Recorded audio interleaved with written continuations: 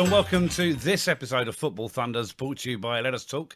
The football team talking about mental health using football, and the Proper Blokes Club walking and talking to help mental health. Joining us tonight, Dan Finch and Ryan Scott. Later on the show, we'll talk about the greatest centre-backs, indulge in our game of pick, bench and sell. There we go. And then the Tsar will be amongst us for his choice of shithousery of the week. Before that, we have a special guest. Dan, it's all yours. Hello, everyone. So I'd like you to introduce yourself, Victoria, if that's okay, and tell us a bit about the reason you're here to talk to us today. Hi, I'm Victoria. I'm a Sheffield Wednesday fan based up in Sheffield, and I'm part of the Her Game 2 movement. So with the Her Game 2 movement, how did you get involved with it yourself? So I'm actually on a podcast myself, and I've been on that for about 6 or 7 years now. There is another woman on the podcast, but I'm mainly the only woman.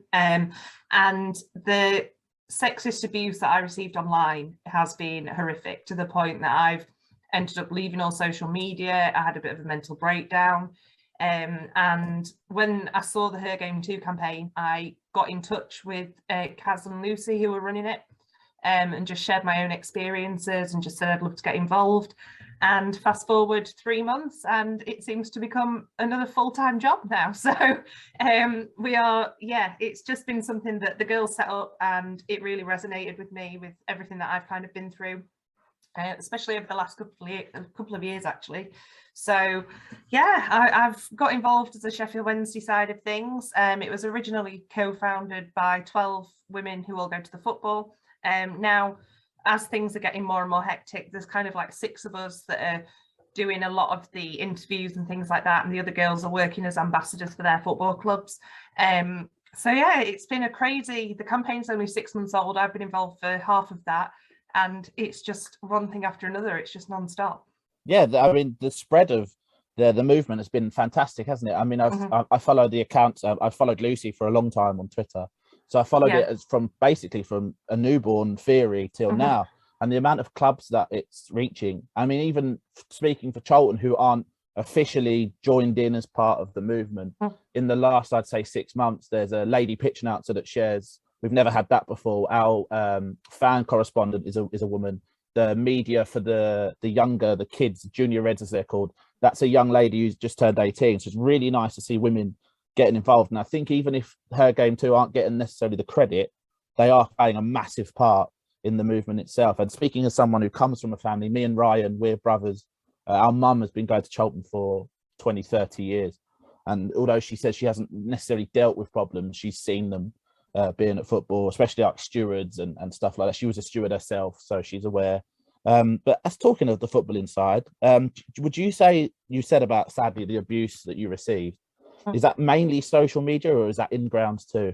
As I've gotten older, and over the last probably 5 or 10 years, it has been all on social media, really. There's the odd passing comment at the ground. There's always the odd thing that's kind of ingrained misogyny that's not on purpose, and it genuinely isn't on purpose. And that's something that we want to work with men to kind of realise what they're saying and not internalize that, and try and actually understand why they're saying things. And that goes across a number of things. We've all got biases that we don't realize we've got, or we'll say things that are actually inappropriate. But before that, I mean, I've been going home and away now I don't really go away anymore, but I used to go home and away from being about 16, 17, and it was constant. I think it was just a case of, you couldn't be a pretty young girl going to the football. You had to be going because you wanted male attention, or you had to be going because you were after one of the players, or all of these sort of ideas that come with it. Whereas actually, no, I was just watching Sheffield Wednesday, the same thing that I've done since I was 3 months old. I've had a season ticket, and it's just something that is just part of my life, and it shouldn't matter what my gender is. But the last, say, probably 5-10 years, it's all been on social media. That's been horrendous. The more aggressive, the more nasty stuff. Like, I've had death threats, I've had rape threats, I've had all sorts through Twitter. The worst one that I got was, I don't know what I can say on this podcast and what I got. Go on, it's fine. Yeah. So the worst one I got was over last summer. So we had just agreed like a contract and got Darren Moore in as our manager. After what had been a horrendous couple of years following Steve Bruce's departure. And I mean, even before that, it had just been a complete mess in the managerial seat at Hillsborough. We got Darren Moore, and because of the podcast that I'm on, and it's quite big in Sheffield, well, in Yorkshire, I tend to get phone calls from the local press and stuff who want to talk to me about things when they happen. And I think as well, I've worked in radio for years, so I know what I'm doing. I know they know when they can ring me, they know that I can speak properly. People might disagree if they hear my Yorkshire accent on this, but it works all right up here. But I got a phone call from ITV Local News asking if I'd do a quick Zoom interview because we're still in lockdown, just about Darren Moore and what I thought about him. I was super positive. I didn't know much about him. Obviously, he's not really been around as a manager for that long. I knew him as a player more than a manager. And I just said that it was exciting to have a young, hungry manager from this new generation of managers that we're seeing coming through now. We've seen the news in Sheffield today about Paul Heckingbottom. We've got people who are coming through as managers who I remember as a player, and it's like a whole new generation. Your Fergies, your Arsene Wengers, they're all, unfortunately Steve Bruce is still around, but the rest of them are all kind of fading away now, and it's a younger breed coming through. And that was all I said, that it was really exciting. And somebody on Twitter who was a Sheffield Wednesday fan commented saying, I was a stupid bitch. I had no idea Gary Monk was young. Why didn't I think he was young and hungry? It was only because I fancied Darren Moore. And the worst bit was he tweeted, and this got 32 likes, that his ideal match day would be grabbing a pork sandwich, because we've got a pork sandwich shop in Hillsborough, from this particular shop, walking through the park and finding me dead with a rope burn around my neck in the park on the way to the match. All because I'd said I was excited about Darren Moore being a young and hungry manager. And that was just a step too far. That was just, I just deleted everything. I came off everything. I just couldn't cope with it. It was just horrendous. Like the last couple of years, obviously we've all been in lockdown. We've all been isolated. I live alone. So getting a message like that, and it felt a bit like a threat. Like I live in Hillsborough. I walk my dog in Hillsborough Park, and that to me just felt like I wasn't safe to even go there anymore. Not only by the person who said it, but the 32 people who liked it. It's since been deleted. I did screenshot it. I've still got the screenshot. I know exactly who it was. But yeah, so that for me was just way too far. And I know out of the 12 girls that are part of her game too, that's not even the worst thing that people have had. So we talk as a podcast quite a lot about the sort of misogyny that I get on social media and stuff like that. And we all take it in terms like hosting and stuff like that. It's normally me or my friend Dan, who are both ex-radio, both just get on with it. And the other week he recorded a podcast, and in the first 2 minutes of him being on, he literally got every player's name wrong. He got position wrong. He got ground wrong that we'd been to. He got who'd been at home, who'd been away. And I texted him, like, because I was listening to it, I hadn't been on. And I was like, oh my God, if I'd have even got one of those things wrong, the abuse that I would have got would have been ridiculous. And he got nothing. Yeah, it's sadly that seems to be a bit of a big thing, isn't it? Especially with pundits and, as you said, being on the radio. Alex Scott is one that obviously has recently taken over on the BBC, and the shit she got when she started, and she's a really good pundit. She is. And when she did the Euros, and people were saying, what qualifies her to do this? And it's like, she's got a first-class degree in sports journalism. She's captained like the most successful English women, like lionesses ever. She's literally been to the Euros. I think they got to the final. I think it was the World Cup quarterfinals and the Euros finals.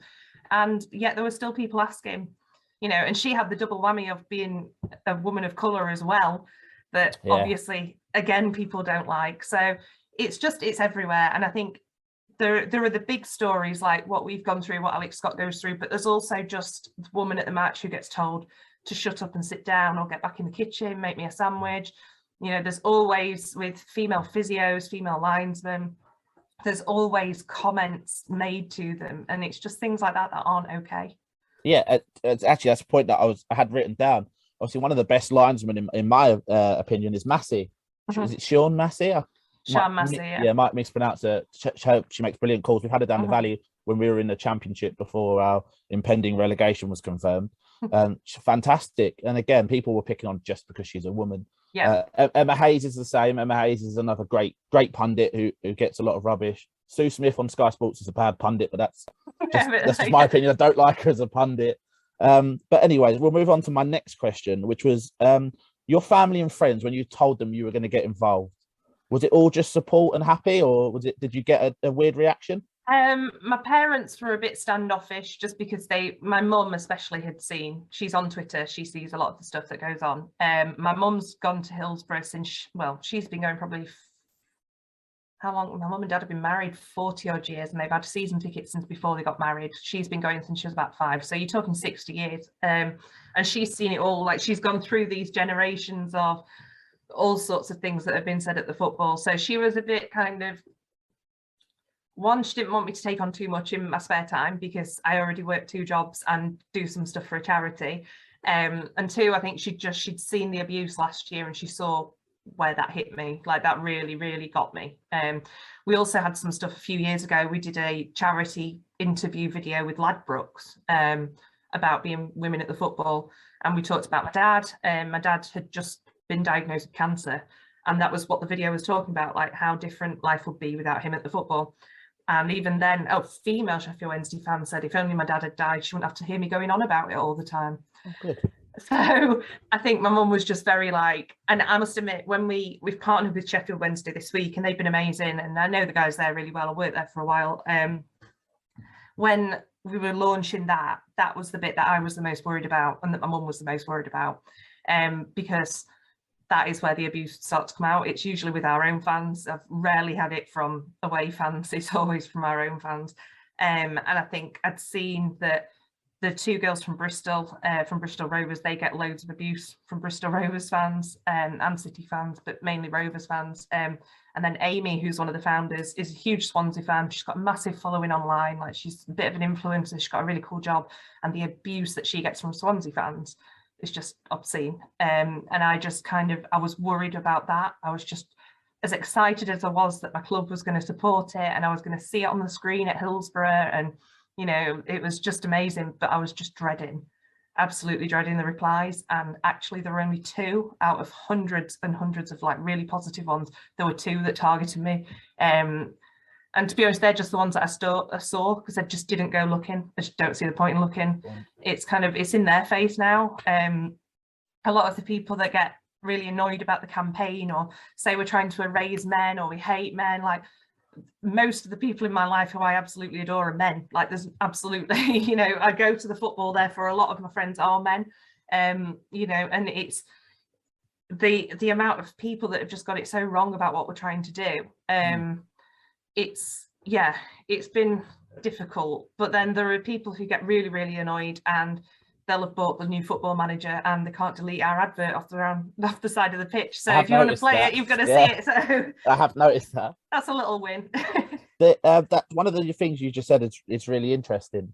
In terms of people that respond to you, I always think a lot of it is jealousy. They kind of wish, and then also not knowing kind of the reason. Even if you just go onto the website, for instance, and you're looking at your about page, it's more than just sexism or aimed at women. It's so much more broad. There's mention of racism, and that's arguably one of the biggest things in the world, not necessarily just football, in everyday life.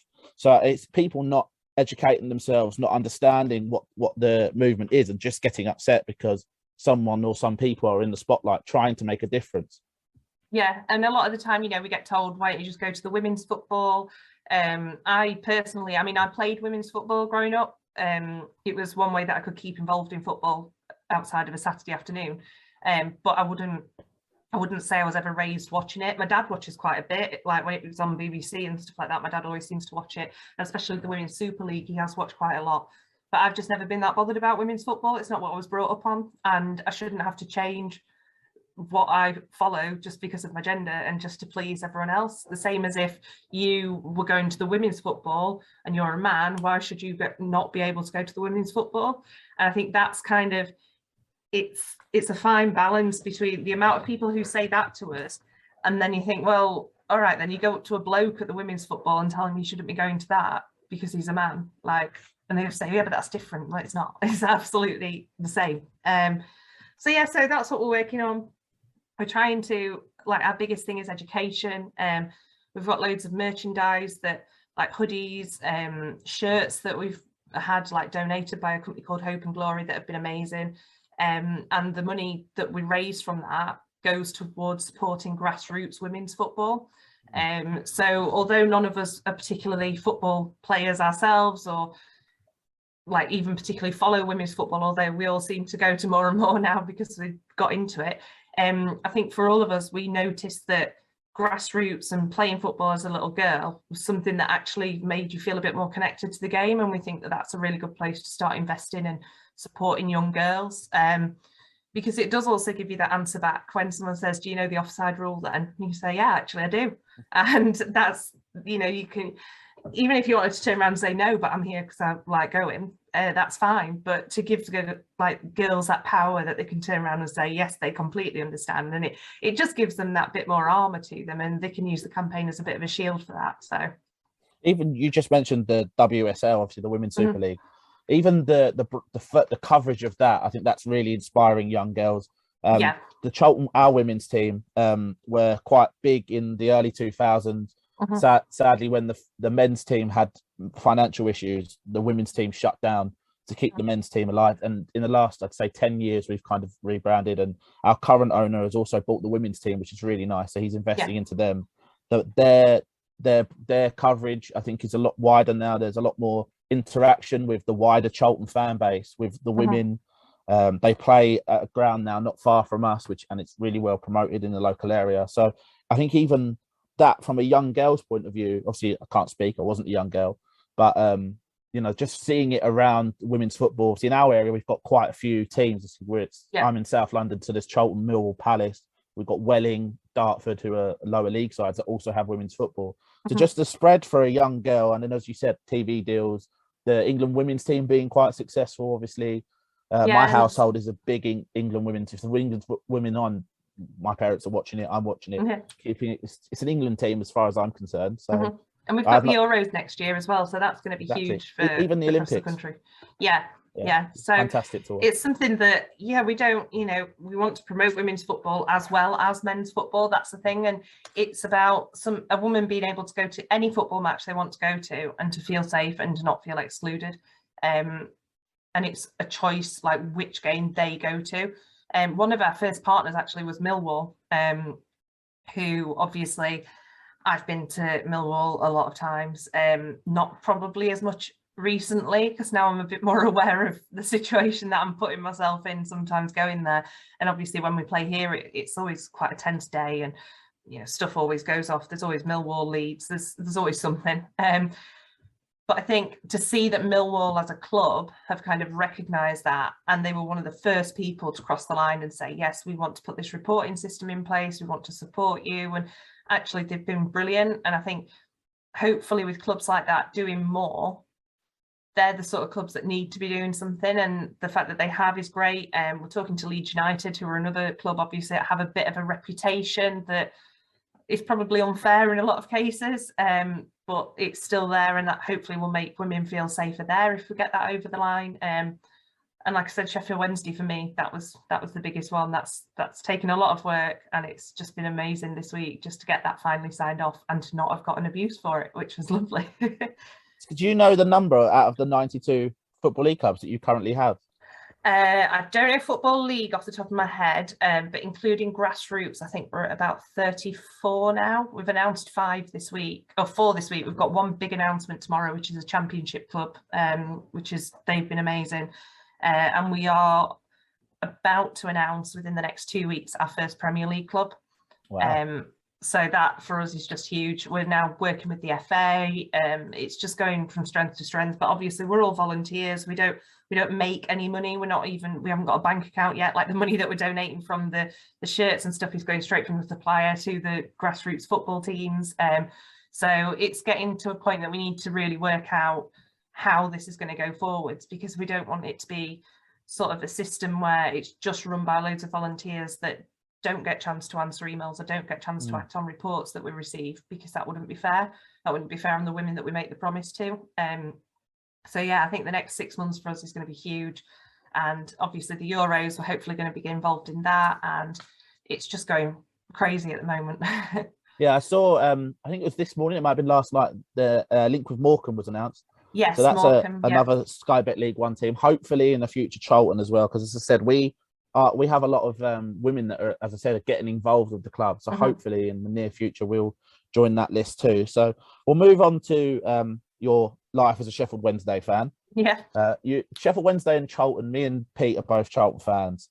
For some reason, our club seems to stick together. If we go up, you go up, and then if we go down, yeah, we do tend to joining us. It's probably one of the games that I've been to the most. I think it's one of the away grounds that's probably one of the furthest away and most difficult to get to for us, but it is one that I've probably been to the most. It tends to be Charlton. I think Stoke as well. We used to be at a similar point with Stoke, where we always seem to follow them around.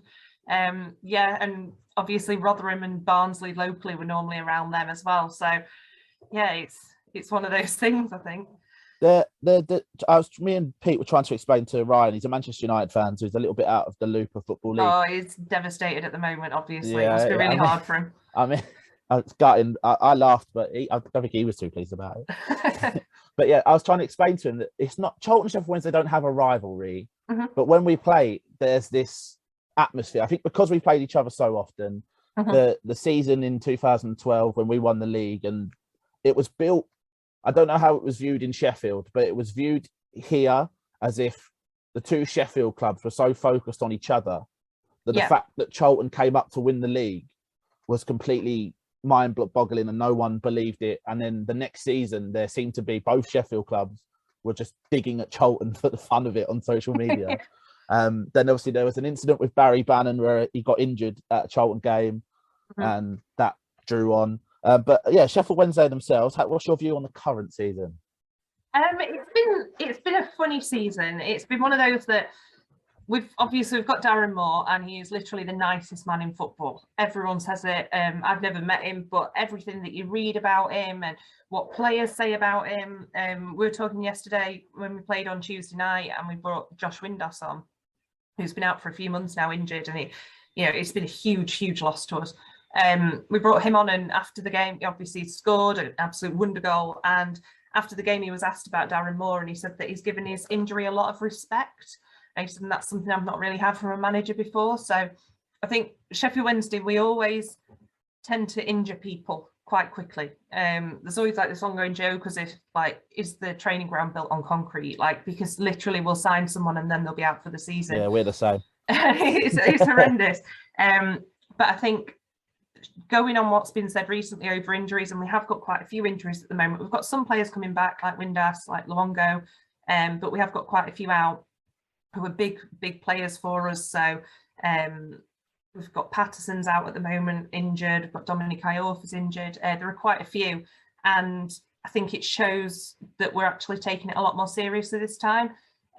Obviously, we brought in Darren Moore. It was a positive move, but it was very ready for League One. I think we gave it as long as we could with previous managers, and the chairman obviously went, no, we need somebody who can sort League One for us. We need to go for a League One expert, which, to be honest, there's been quite a few games that have been mind-blowing, like tactics, lineups. You've got your centre forward playing at centre half. You've got it's just been bizarre. Even now, we still sometimes play Patterson like at a wing back, and we're playing a guy that we've got on loan from Wolves called Corbino, who's absolutely outstanding, and he's going to be one of those loan players that breaks your heart because he will go on to do big things. We're playing him at wing back at the moment, but it's working. I think we're unbeaten in the league in quite a few now. We've had a horrendous trip to Plymouth the other week, but that's fine. It was the cup. We don't care. So yeah, I think there's been a lot of silly points dropped. We've been in a lot of winning positions and ended up like conceding a goal and going home with 1 point when it absolutely should have been 3. And that happened probably 5 or 6 times over the space of like that amount of weeks as well. So it just felt like everything was getting a bit miserable. But then a few wins under your belt, and all of a sudden, he's up for manager of the month and everything else again. So it's been a funny few years, I think, for all football fans, well, for everyone, with how we've had to live and, not being in your stadium and stuff. But we've got a chairman who is a bizarre character, has a heart of gold by the sounds of it, but is not a football man. Just a billionaire with 2 kids who wanted to own a football club, 2 literally children who wanted to own a football club. So he bought them one. He bought them Sheffield Wednesday. And we've suffered with that for quite a while. We had a really good season where we were 90 minutes off the Premier League at Wembley, and then we've just freefalled kind of since then. I mean, we had the following year we got to the playoffs again against Huddersfield, and then it's just kind of gone downhill. And obviously, end of last season we came down, but we had the points deduction, which again was bad management of the finances from the chairman who was advised. So I think at the moment, it's this season, everyone expected us to shoot straight back up. And I don't think we could do now. I think this time, 8 weeks ago, if you'd have asked me, that thought would have absolutely petrified me with the squad that we got and the way that we're playing. But now I do think that we can push on from where we are. But it's certainly not the best time I've ever had as a Sheffield Wednesday fan when, I've watched David Hurst and Chris Waddle, and now I'm watching Florian Kamberi and Callum Patterson. It's not really the same, but we're not famous anymore, and that's something that we I think Charlton are quite similar in Forest, and there are quite a few teams like that have once been up there and do still get the massive crowds, and therefore fans expect that you should still be there. And we had that this season, and we had to keep saying, like on our podcast, like we deserve to be here. Like, we're in League One because we're crap. We went down because we were crap. We didn't, we didn't go through when we were in the playoff semi-finals against Huddersfield at home, and it went to penalties, and Jordan Rhodes didn't take one because he was nervous against his old team in the playoff semi-final in front of the Cop. That's why we're down here. Like, I didn't know that was a thing. I didn't know that was a real thing. Honestly, really? Yep. Too nervous to take a penalty in front of the Cop in the playoff semi-final to get to Wembley against his old team. Didn't take a penalty. The money he was on as well. Yeah, 30 odd grand a week, which, in Sheffield, 30 odd grand a year, and you live in a very nice life. 30 odd grand a week in Sheffield is just obscene. And yeah, we've had a few players over the years where they'll go down in history in a very bad way. He's one of them. He was a very, very expensive mistake that happened 3 years later than it should have done. If we were ever going to sign him and spend, record transfer fee on him, it should have been 3 years before we did it. We've had players like, we had Irby Emanuelson. He never kicked a ball for us, but he cost an absolute fortune. We've had players that have come through and they've gone on to do amazing things. Like Michael Antonio was one that. Yeah, I remember. Phenomenal. If I'm correct, I think we played you going back a few years. You had Antonio on one and Jeremy Heelan, I want to say, on the other side. Yeah. Frightened the crap out of me whenever we played you. Yeah. So fast, so physical. And we've had some terrible defenders. And watching them two rip us apart was not fun. Yeah, they were class together. And now obviously Antonio's doing it in the big time, and he was one of those players that you spotted him. We had Ben Marshall a long time ago as well, and I know off the pitch he's had some problems, and I think he's in non-league now, but at the time he was just phenomenal, and he was set to be the next big thing, and he was one of those lone players again that breaks your heart. Not so long ago we had Michael Hector, who's obviously now moved back and he's doing his thing, and we're still devastated. And it's one of those, it's just every year we have these lone players. And unfortunately, that's been a financial thing for the last few years as well, that we've had to rely on a lot of lone players, and then you do see them move on and do better things. And it's devastating. Sometimes they come back. We had Connor Wickham came back a few times, didn't work out the last time he did. But yeah, it's usually quite quite a heartbreaking situation, and we've got that at the moment with, like I said, Corbino. Who else have we got at the moment on loan? I think a couple of the strikers that we've got are on loan. I know Kamberi is, but yeah, Kamberi is, Peacock Farrell is. So we've got these players that, again, it's like, oh, we're going to lose them at some point. I think Corbino for us is probably one of our players this season that we've really got to, he's one to watch. Same for, we've just brought a guy back from injury called Massimo Luongo. He's Australian or New Zealand. Former QPR. Yeah, he's phenomenal. He came back from injury on Tuesday night, 10 minutes, 15 minutes, and we came back from 1-0 to win 2-1. And that was all him and Windass, like absolutely. He allows Barry Bannon to be Barry Bannon. So I think with those two back, that's huge for us now. So if we can keep them fit, Windass and Luongo, then good times are coming, I think. But at the moment, it's a pretty crap league. If you look and you think we've had a really poor run and 2 wins and we're back up to in the playoffs, it's one of those leagues that it could go anywhere, really. Yeah, I think what are we 20 games into the season yet, or just under, I think. 19 I think we are. I think there's quite a few still on 17. 4 or 5 games ago we were second and third from bottom, and the turnaround we've had, we're now I think 8 points off the playoffs. Yeah, anything's possible. Your point about loans, our 2 best players arguably right now, Elliot Lee from Luton and Jonathan Lecco from West Brom. Without them, especially without Elliot Lee, I don't think we have many points this season. So it's heartbreaking when you lose a lone player. We had Conor Gallagher the year we got relegated to back to League One. He left us in the January to go to Swansea. If we keep him, we stay in the league, because his quality was so good. And now he's playing for Palace, which breaks every Charlton fan's heart.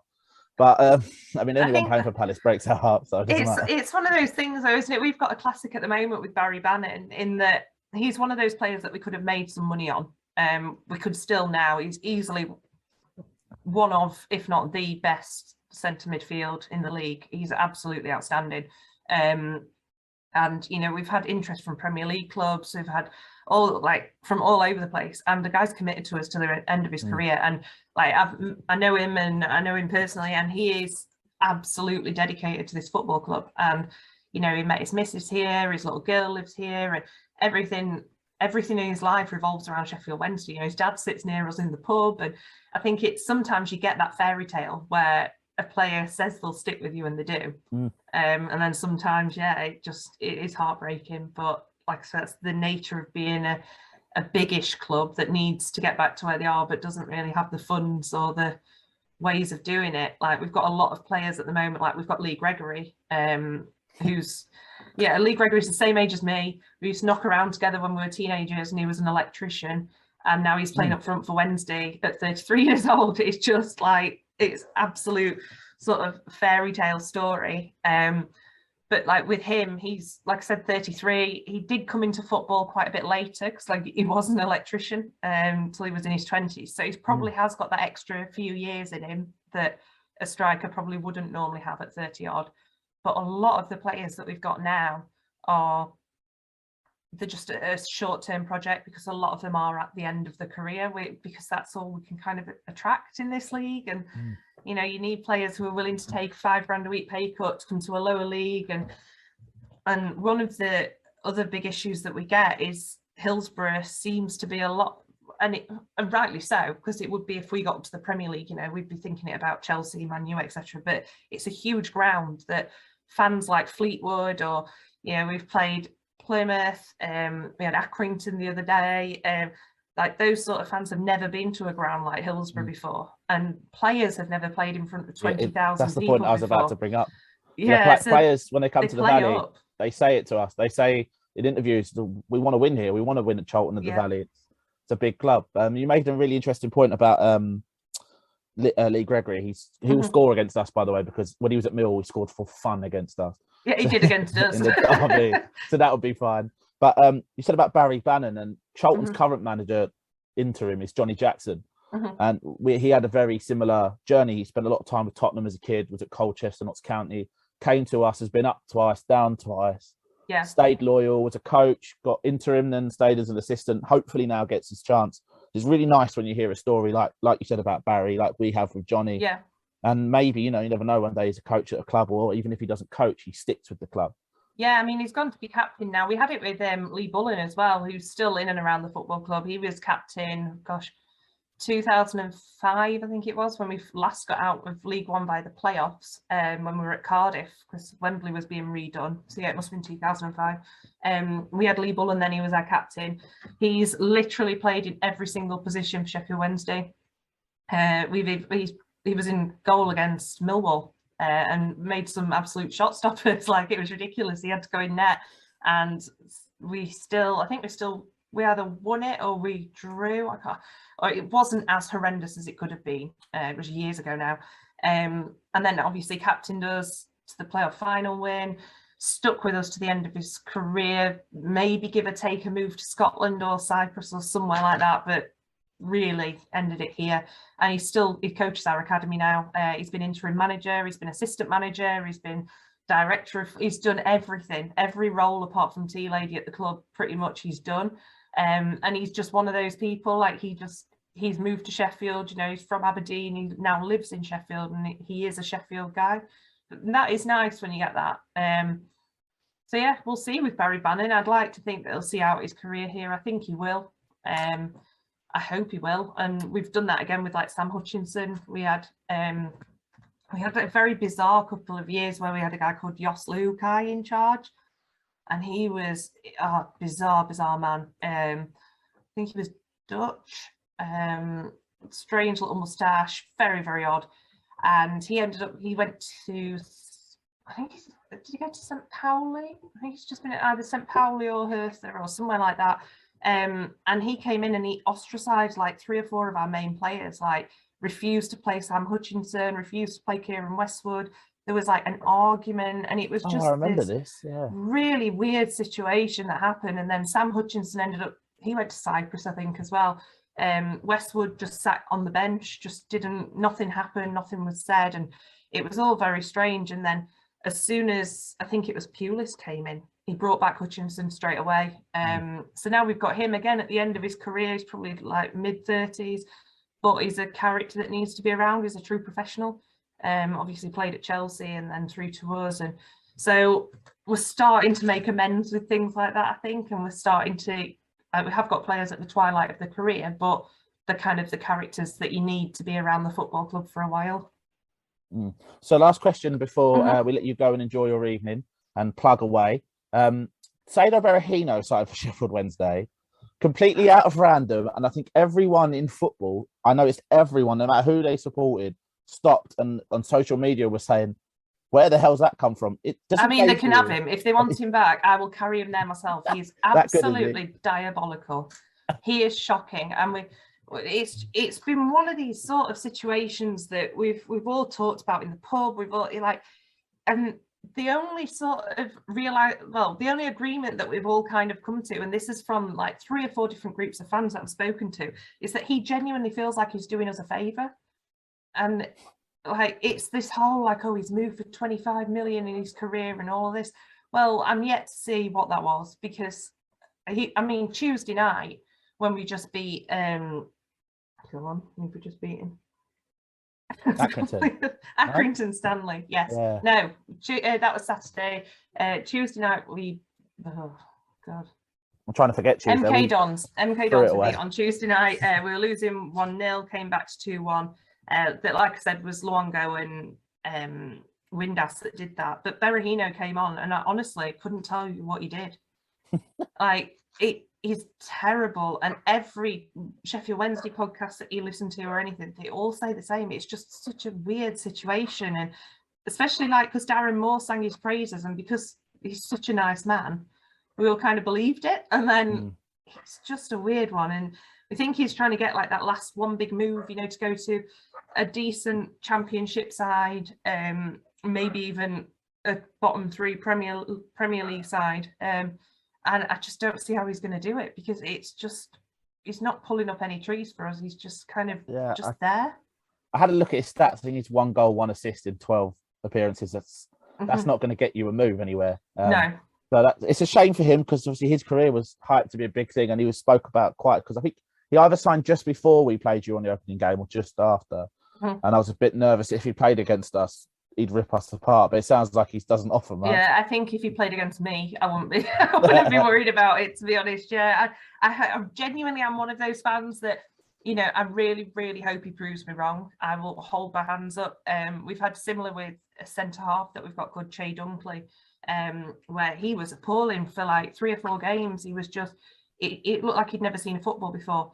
And then all of a sudden, the confidence he's picked up, he's scoring for fun, he's centre half. We're playing through him all the time, and he's acting like a captain. And that's something that we've all kind of just turned around and gone, wow, sorry. Yeah, all right, you've proved it. You've settled in, you've proved it.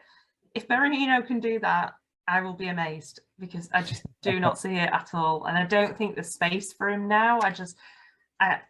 I can only imagine that he's come on some sort of deal that isn't costing us as much as what people think it is, because I just don't see it. I really don't. Yeah. Well, Victoria, thank you very much. Before Thank you you. go, please promote yourself and Her Game too in any social media channels or podcasts you want to promote. Please feel free. Yeah, so I'm on the Wednesday Week podcast, which is, as you can imagine, all about Sheffield Wednesday. Her Game 2, you can find us on Twitter at Her Game 2, and the website is hergame2.co.uk. And my best ever centre half is Des Walker. Can I say Des Walker? That'll do. Yeah. I'm sure We'll that'll go Des turn up Walker. somewhere. Okay. Thank you very much, Victoria. Thank you. Cheers. Thank you. Well, great interview with Victoria. Dan, get involved with Her Game too. Go and follow them on Twitter and on social media. Now we come to the part of the show. This is where the arguments, things get a bit salty around this bit, or start to anyway. Before we play pick, bench and sell and shithousery, we've got to look at the players, our pick of players, and it's a broad range of players because of our ages. Some of us are considerably more experienced and older than others, and some are a little bit younger. So that is reflected in our choices. Tonight, this time around, it's centre backs, isn't it? Ryan, centre backs. Yeah. Now listen, can we agree to limit the list? I mean, we can't be here all night. Well, no, I'm looking at you in particular. I know you're looking at me. So what I'm going to say to you, I want your top 5. My top 5 pairs or centre halves. Top 5 centre halves, and then out of that, I want somewhere along the line. I want your pairing. I've got 11, which I'm assuming cuts into Ryan's list quite nicely. So that's fine. So let's shall I start? Because I'm old bastard. So who was your favourite centre back in 1925? Come on. No, I mean I grew up, and I was lucky growing up when I did to see some like people like Franz Beckenbauer playing at centre back, just amazing. Bobby Moore was. I only saw him on telly. Bobby Moore was out of this world because he wasn't the quickest player in the world, but he was the quickest it's in his head and his positioning. I never saw him have a bad game until he left West Ham and joined Fulham. Then he had a couple of bad games, but to me, he was absolutely immense. And when you get a player who played against him like Pele, who says that he's one of the best players he ever played against, it gives you the level. So Bobby Moore's my first pick. I'm coming a bit further up now. Franco Baresi, for me. Just at AC Milan, and for how long he didn't go quite as long as Maldini, but he went on quite a long time, and he was just a player that I never saw ever have a bad game. Just a superb defender. It's funny, my next choice, Cannavaro, World Cup winning captain. To look at him, he looks quite tiny compared to your average centre-back. He doesn't look that he should be playing at centre-back, but he was just one of the best I've seen. And then I've got Jaap Stam to me. Jaap Stam, I loved Jaap Stam, and Fergie admits it's a mistake to get rid of him. Jaap Stam was immense, and another one alongside him, Vidic. Really loved Vidic. No nonsense. I like a centre-back that doesn't take any crap. And Vidic was Dan thinks I'm stinking the place out with that suggestion, but that's fine. I mean, it's all about opinions, and you've muted yourself, Dan. By the way, that's whiffy. It's not whiffy. I think it's perfectly valid. No, it's whiffy. But my centre back pairing would be Vidic and Ferdinand. I thought they were superb together. Really did. I'm not having John Terry in there because I can't stand the bloke. So on that basis alone, you can do one. Another honourable mention for Marcel Desailly in his prime. But yeah, who's next? Go on then. Or do you want to pick the bones out of that lot? So you can't argue with Bobby Moore, can you, really? Nope. I'd like to argue with Vidic, if that's okay. Yeah, no, but all right, we'll come to him in a minute. But Baresi, anyone arguing about Baresi? No, he's one of the best I've ever seen in my life. Cannavaro. He's on my list, top of my list. Yeah. And not as good as Baresi, but he deserves to be up there. Vidic, see, I like a player with a bit of menace about him, and to me, Vidic had a bit of menace about him. I don't want a ball-playing central defender. I don't want someone with. I want a menace. I want someone with menace. Jaap Stam and Vidic. Jaap Stam was just a beast. I wouldn't want to come up against him. But yeah, Vidic. Vidic. I'll let Ryan go last because he's the United fan. Vidic for me he's a walking suspension. Oh, that's besides the point. No, I liked it. Vidic was good. I don't think he was on that top tier. I think they were, as a pair, were fantastic. Ferdinand, it was one of the best ever, especially English-wise. So I think they were a good pair. But for me, Vidic had that mistake that I thought wasn't noticed because Evra was covering him, Ferdinand was covering him, and it made him look much better. I think if he wasn't alongside Ferdinand that often, I don't think he'd be mentioned. Ryan? I agree with Dan. I think Vidic is massively overrated. Pair of bastards. He had a habit of getting sent off. He had a habit of scoring own goals, quite a few own goals. I like. See, this is the thing I like. You're thinking as a football manager. You're thinking I don't want my centre back getting sent off. I don't want that. I want my centre back to be a bit of a thug. And his Superman impressions. His Superman impressions in giving away penalties was startling. the arm came out, he punched the ball away, penalty. I think Dan nailed it, to be honest. Having Rio next to him more than Evra was he really covered his rear end. Yapstam, though? Yapstam, he's on my list. He was a very good defender in a lot of aspects, but his reading of the game wasn't very good. He could... recovery tackles and using his pace and his strength, it was excellent, but his reading of the game wasn't very good, so he doesn't get to the top tier for me. But my pairing, as a defensive pairing, I'm definitely having Ferdinand and Vidic for me. I just thought they complemented each other. Dan doesn't agree, do you? No, well, so I'll get on to mine, because you mentioned one half of my pairing. Mine's an international pairing, so hoping that's okay and not counting. Yeah, no, that's fine. That's fine. Yeah. You mentioned Fabio Cannavaro. Yep. Next to him, when they won the World Cup, was Alessandro Nesta. You've got to mention Alessandro Nesta. I didn't forget. It's just not one that I preferred Cannavaro. When I like them both. Like that World Cup team, you weren't attacking through the middle because you weren't going to bother scoring. He was played for AC Milan for 20-something years, started as their captain. His managerial career, we won't go too deep into. But as a footballer at AC Milan, as a kid, I loved Alessandro Nesta. He was someone that when you watched him, he just controlled the game from centre-back. No one wanted to take him on physically. He had enough pace to deal with any real problems. And yeah, he's a beautiful human being. Okay, who else have you got, Dan? So my other one that I'm not sure... I mean, Virgil van Dijk from current day gets a big shout. Ruben Diaz from current day. There's another pairing that I considered, but I didn't quite pick them because of their time at Barcelona. I love Carlos Puyol.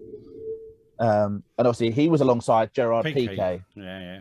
Fantastic for Spain and Barcelona. But given the team around them, like I could be fantastic for Spain and Barcelona with the team that they had around them at that point. So yeah, but you've still got to defend, haven't you? Yeah, well, they didn't do any defending. But if they were called upon, they did the job, didn't they? I mean, that's the thing. So John Terry, pushed away. Yeah, I'm not having him. I mean, makes the list. The one that I'm not sure you two would agree with, but I put on there is Mats Hummels. Thought he was fantastic for Germany and Bayern Munich, Dortmund. Obviously, now his legs have gone. We saw him at the Euros, not quite where he used to be. Yeah. I think Dortmund are actually playing him in midfield at the minute, which is interesting. That's probably why they get spanked up by Sporting Lisbon. But Marcel Desailly is on my list. And the other one is Lucio, the centre-back you played at Bayern Munich. Yep. Brazilian, yep. I really liked him. He's playing the centre of their five, and I thought he was another one that I think was underrated because he was part of that Brazil team. Everyone looked at the flashiness of Ronaldinho and Ronaldo, not Dani Alves, Cafu. And Lucio was there at the back, did hard work. I didn't necessarily like his partner, which was Roque Jr., I believe, at the time. Mm-hmm. So yeah. I think Lucio worked really hard. And Thiago Silva, I think, deserves a shout as well for some of his younger day when he was at Milan as well. What's your centre-back pairing then? Oh, Nesta and Cannavaro. Nesta and Cannavaro. Okay. If I could ask you one question, who's your favourite centre-back at Charlton Athletic of all time? And I'll ask this of you, Ryan, from Man United, so get that one ready, of all time.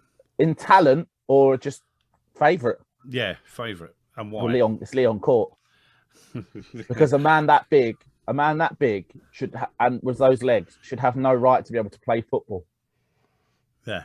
But if you're talking talent, it's George Costa, yeah. Richard Rufus. Rufus. Uh, Chris Perry not getting in there, Dan. I liked Chris Perry. I know you like Chris Perry. Richard Rufus was better. Chris Perry deserves a shout. Yeah, I think it's probably Richard Rufus overall. Chris Perry deserves a shout as George Costa. Leon Court's my favourite though. Always will be. I think I love. But also Patrick. We need to shout out Patrick Bauer because did score the best goal of my life. So the big thank you, Patrick. I think Richard Rufus definitely is up there. Leon Court, genuinely nice fellow as well. A really great defender, genuinely nice fellow, and a very good defender. George Costa and Rufus for me are the ones at Charlton. Ryan. For Manchester United, or for my list? Let's do your list. Do Manchester United first because we're on that. Who's your greatest Man United defender, central defender, bar none? It doesn't have to be the best. Who's your favourite? My favourite over, blimey, on that shirt. That's difficult. Back. Well, I know, you know. My favourite would actually probably be Gary Pallister. I actually thought he was the first ball-playing defender of the Premier League era that was actually a noticeable ball player. Gotcha. Yeah, that's fair. So a tough time when he first signed, man. Yeah, I remember that vividly. Well, the other reason why I love him so much is he had a great love affair of chocolate confectionery. So I could really bond with him on chocolate bars. when he first came to Man U, at the first 6 months or so, he was like a walking mistake at times, and everyone was slagging him off and saying he's not worth a penny. And Ferguson just kept playing him because Ferguson knew that the consistency would come and the mistakes would go and the experience would lift him to where he should have had more England caps, although he was up against some pretty decent defenders and on the England side. Well, I mean, you say that his partner Steve Bruce, who's on my list, he didn't even get he never even got a cap for England. Figure that one out. Rufus should have done it. Rufus not played for Charlton, he played for the bigger side, he would have been capped for England. He was that good. But Steve Bruce, that was an absolute mystery to me, how he never got a cap. And I quite like Brucey as a player. Dan, you got a point here? It's not really a point, but it's just for Ryan, because obviously Ryan wasn't on the interview with Victoria, which you listeners would have heard already. Yeah. She mentioned Des Walker to add to the list as well, as a Sheffield Wednesday fan. And I think Pete was quite happy with that. He seemed to like that one. Yeah, Des Walker. I love Des Walker because there's that England 1990 defence, and it was all about Mark Wright, Terry Butcher and Des Walker, the three at the back. When we played three, Mark Wright would be the sweeper. But you had Butcher, who was the animal at the back, the absolute animal. And you had Des Walker, who was just... No one outran Des Walker.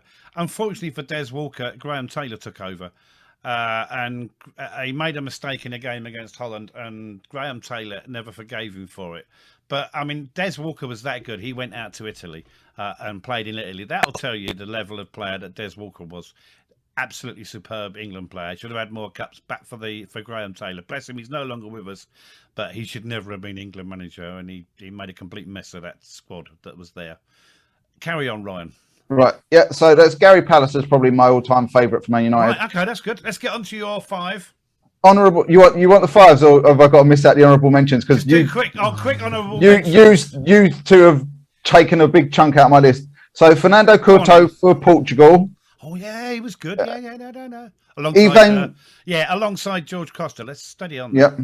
Yep. Ivan Cordoba, the Colombian at Inter Milan. Yeah. Miguel Angel Nadal at Barcelona, more affectionately known as the Beast. He was the Beast. Yeah. Rafa Nadal's dad.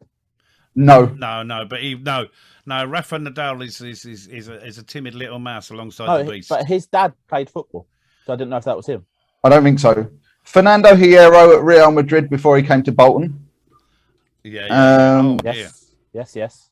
One you guys might not know is Sinisa Mihajlovic, who used to play for Lazio. I do know Sinisa Mihajlovic. He was very good, yeah. He was very good. He was dirty as sin as well, but he was very good. Tony Adams and Sol Campbell haven't been mentioned either. Giorgio Chiellini and Bonucci, neither of you have mentioned either. And we've just seen what they did at the recent Euros. Yeah, I'm salty, that's why they're not on the list. Frank de Boer. I'll be honest. That's honest, and that's a fair point. Frank de Boer from Holland as well.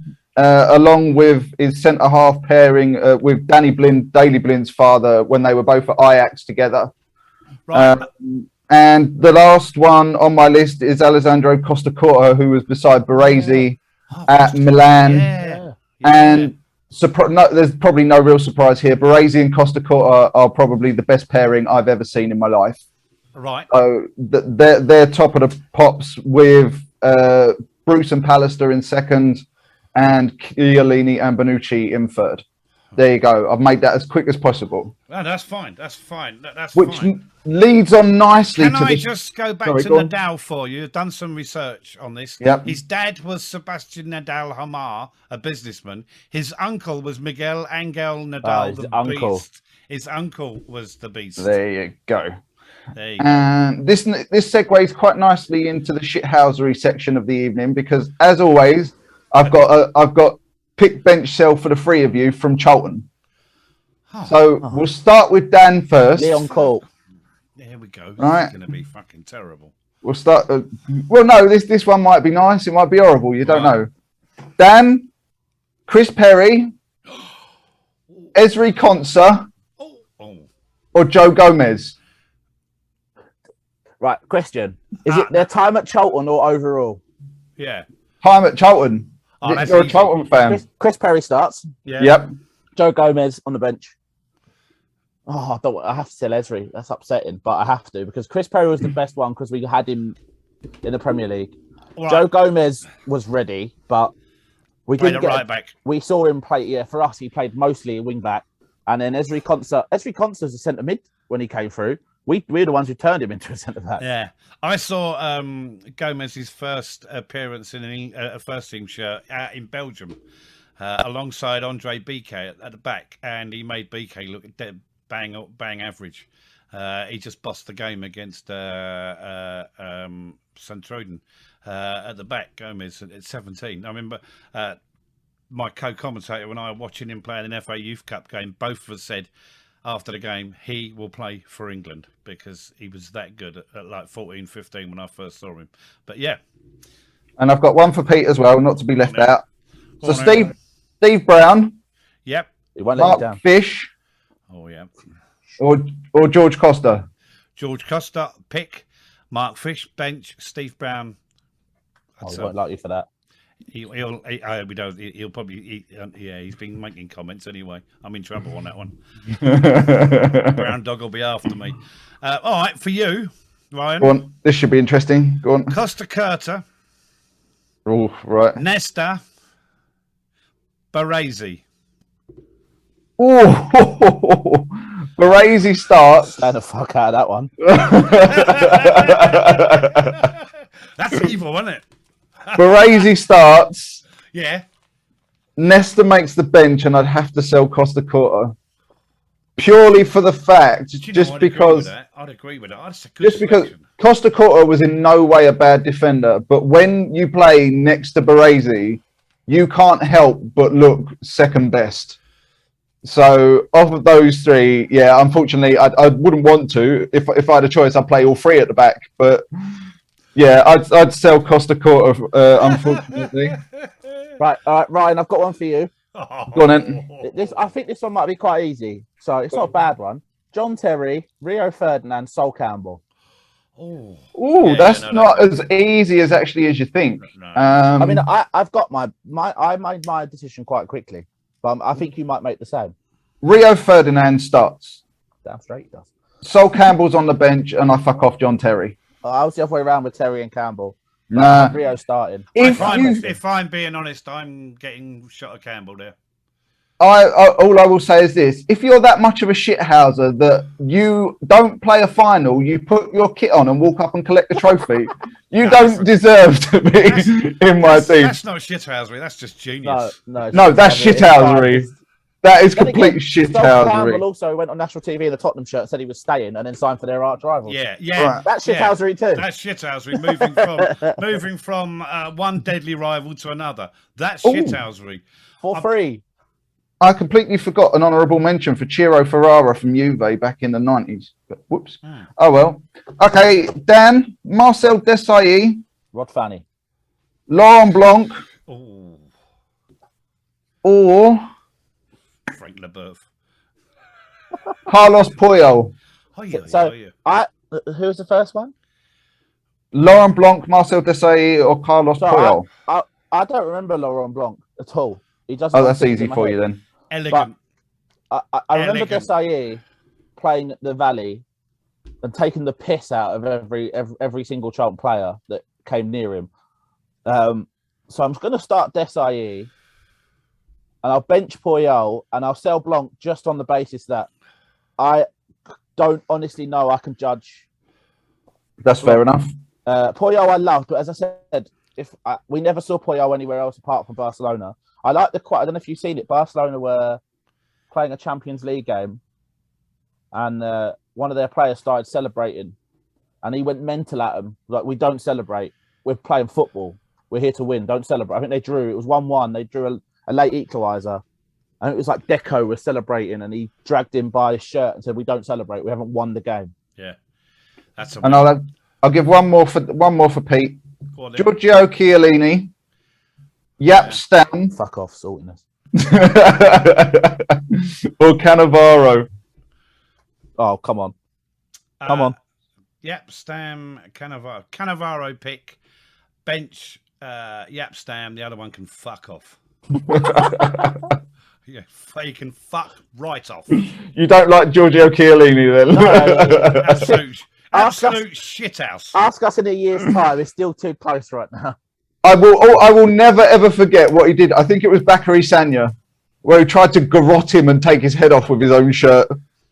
Oh, it was at the game before the semi-final where at the start when they did it for the toss-up at extra time, and he was shithousering with the opposition's captain. Yeah. At the toss, he was absolutely shithousering. That's the quarterfinal against Austria. Yeah, absolute shithousery. Just a quick mention on that one. It's funny you say that. When that happened and Chiellini was fucking about with their captain, I was with my friends Joe and Tom, and I said, if this goes to penalty, Italy are winning because of that. Yeah. Because of that. It was absolute shithousery. Of the highest order. Yeah, there's a begrudging respect for him, but you can fuck off. He can fuck himself. Sorry, it's too raw. The scab hasn't healed yet. I've picked the scab again just now because of that, you bastard. It's bleeding again. And you're rubbing salt into it and all. Right, I got very salty on that one. You absolute... Right, okay, Ryan, here we go. Go on then. All right. Jap Stam. Yep. Rio Ferdinand. Yep. Gary Pallister. Steve, I was going to say Steve Bruce. Why was I going to say Steve Bruce? Rio Ferdinand starts. Gary Pallister's on the bench, and Yap Stam's sold. Really? Yeah, Gary Pallister was a better player. I'm selling Pallister. Don't forget also when you've got to factor in the longevity of Gary Pallister versus the short tenure of Yap Stam. Yeah, because he made Ferguson fucking him off. Well, no, technically that was down to Yap Stam for announcing in his autobiography that Sir Alex Ferguson had tapped him up before he was allowed to, and he kept his gob shut. Probably the world's worst kept secret that managers tap players up. I know. They did it with Ruud van Nistelrooy. They do it with everyone. For 2 years before he signed Ruud van Nistelrooy, he was phoning him every other Saturday night to say, "Hey, you had a good game there, son. Well done." And even when he was injured, "Get yourself fit, son. Get yourself fit." Come on. Everyone does it. They still do it now. Yeah, it still happens now. Oh, there's no two ways. It's the unwritten rule. You shouldn't talk about it. But yeah, exactly. That was it. I mean, even now they still do it. They don't do it to the players directly anymore because the players have got agents. So they'll ring up the agent and say, "Is your client interested in coming to us?" The agent will say yes because I can make some money out of it. Look at the Sancho United deal. Exactly. It was the same with Bruno Fernandes. It took about a year to get him over the line and all. Okay, right. I've got before we do shit hours, I've got a suggestion for next week.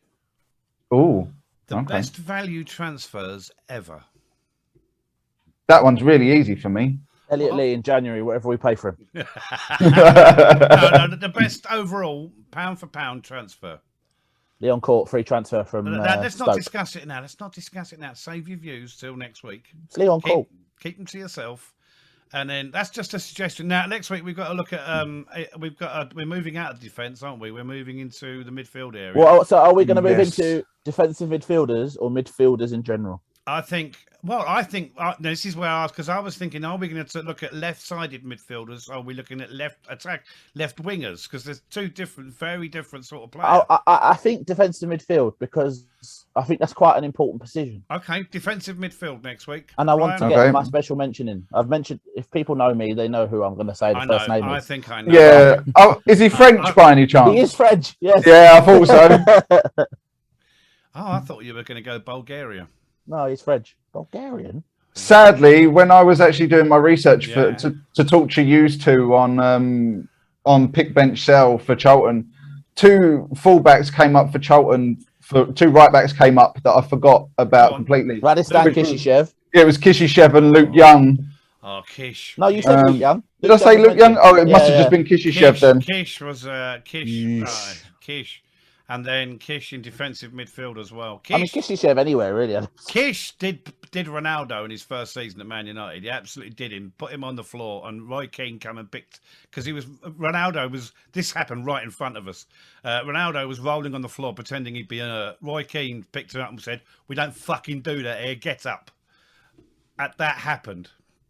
Ronaldo, Kish done him though. I'll tell you what, we also need to look at skullduggery, because, and I'll give you an example of skullduggery at some stage. Charlton were playing Arsenal, and Eddie Yowds was up against Dennis Bergkamp, and Bergkamp and Yowds were having a right old set to.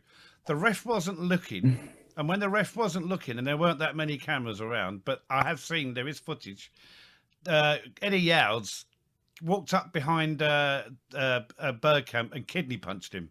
And Bergkamp went down like a sack of spuds.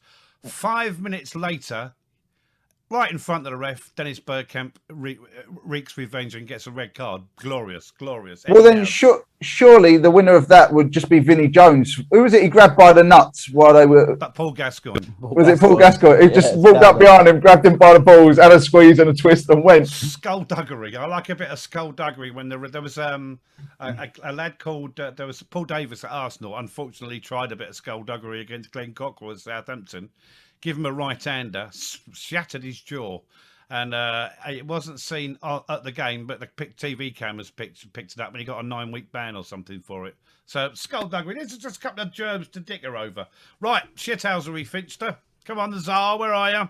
I'm here. The shithousery, it's a part 2 of the same story, okay? Oh, no, is this from last week? No. As in, the story has a part 1 and a part 2. Oh, right, okay. So this week, we're going to head over the pond to the United States of America, to their Major League bollocks that they have over there. And I've decided to rename this Major League Shithousery, all right? Because it's MLS, so it's Major League Shithousery. In their version of the FA Cup, which is really imaginary, called the MLS Cup because they're really imaginative. Yeah. The Seattle Sounders, I don't know how you pronounce it. Sounders. They had a home game against Real Salt Lake on, I think it was Tuesday night. Go on. I'll read you the stats and I'll tell you the score. Seattle Sounders had 21 shots and 62% possession with 15 corners. Oh, I think I know what's coming.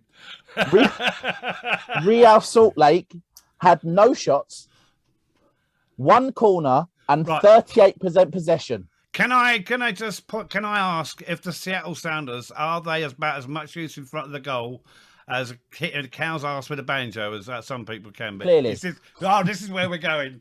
How many shots was it they had? Seattle had 21 shots. Go on. Real Salt Lake, 0 shots. 1 corner and 38% possession in 120 minutes of football. Come on, tell us what happened. The game went to penalties. No! I thought it was going to be an own goal, 1-0. Seattle Sounders 5. Yeah, go on. Real Salt Lake 6. So, Shithouse 1 goes to Real Salt Lake as a team. Congratulations. You managed to be so shit in 120 minutes of football and pull it out your ass on penalties. So congratulations. And then the second one goes to their goalkeeper, David Ochoa, the goalkeeper of Real Salt Lake. He's a 21 American. David Ochoa. Okay, sorry, I thought you said Guillem. I thought that was the Mexican dude. David, yeah. I don't know if they're related. Probably not. David Ochoa, who at full time did a lap of the Seattle fans, shushing as he went round. He went round the whole of the Seattle fan base with just I'll find it on Twitter for anyone that's interested. He does a lap of all the Seattle fans in the stadium, and he is just shushing the whole way around the ground. Oh, that takes some balls, doesn't it? After a 0-0 draw where his team have had no shots, and he saved the penalty. So, I bet David, in complete fairness, that might be my favourite shit house we've covered. So well done, Salt Lake, but especially David Ochoa. Oh, that wins hands down so far. Yeah, but I bet he wouldn't do it on a wet Tuesday night in South London. I bet he fucking would. Yeah, to be honest, we've got the balls to do it anyway. I've seen the NFL, Big cojones. fans in Seattle. Fuck that for a game of marbles. Mucho grande cojones. Mucho grande Muchos, cojones. muchos grandes cojones. That's glorious. That is absolutely glorious. Oh dear. Right, listen, that's it. Well done. Thanks to Victoria from her game 2 for coming on. It was great to talk to her, despite the fact she's a Sheffield Wednesday fan, but we'll let her get over that because Johnny Jackson owns Sheffield. Cheers, Ryan. Thank you. Cheers, Dan. Thank you, everyone. We'll see you next time. Good night.